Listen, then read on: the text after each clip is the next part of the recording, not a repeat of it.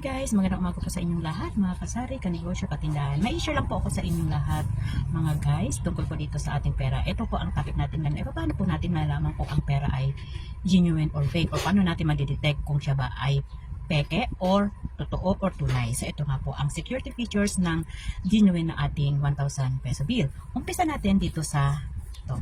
Kung nakikita niyo po ito, itong naka-emboss po ito ha, itong 5 dots, 1, 2, 3, 4, 5. Yan. Dapat po merong ganyan ang pera na 1,000 pesos. Tapos po, dito sa part ng 1,000 na nakaprint, ito pong line na to, na green, ang tawag po nito ay ito tinatawag na rolling bar. So, dapat po ito, yan, rolling bar effect. Ganun, ibig sabihin gumagalaw siya. Pag ito po ay permanenteng ganyan, fake po yun, mga kasari.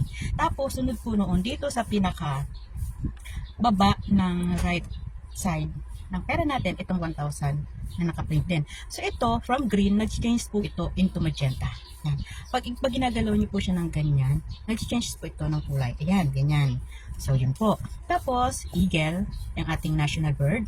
Tapos, at the back nito ay yung ating print ng Tubatahay National Park. Natural Park, I mean. Ayan. Tapos po ito yung sampagitan ng flower, no? Di po ba?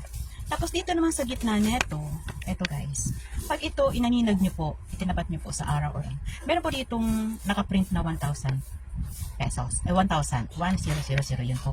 Yan ang ating security feature ng 1,000 na peso bill.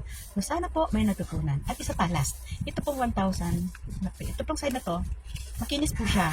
Pero pag dito po sa likod nun, pag kinapan nyo, medyo rough o kaya magaspang. Kasi naka-embossed po siya ang 1,000 pesos na print. Yan. Yan po guys, sana po nakatulong ang aking video na to. Salamat po sa inyo. Thank you for watching.